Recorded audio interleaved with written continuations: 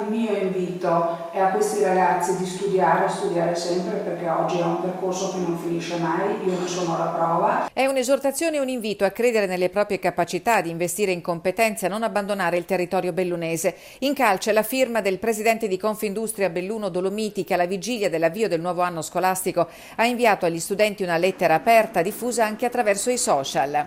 Ci stiamo impegnando a tutti i livelli con le istituzioni locali, con i presidi, e vogliamo farlo sempre di più, perché questo territorio ha bisogno di competenze trasversali e abbiamo assolutamente bisogno che i nostri giovani rimangano in questo territorio.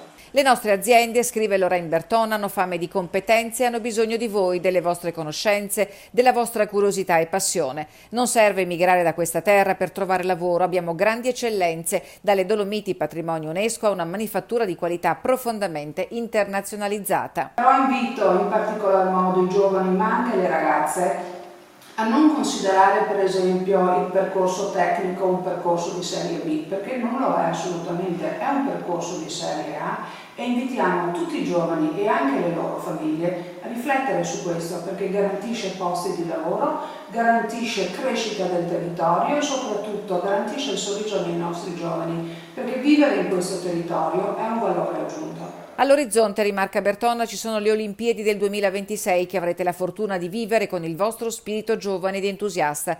Insomma, si può essere bellunesi e proiettati al mondo, rimanere su queste terre e pensare in grande, come hanno fatto dei grandi imprenditori bellunesi che continuano a fare la storia. In classe domani ci saranno 211 iscritti in meno rispetto al passato anno scolastico, segno tangibile di una denatalità che deve fare riflettere. Problemi anche per le cattedre scoperte. All'appello mancano 250 docenti, le ultime supplenze saranno assegnate fra il 12 e il 21 settembre.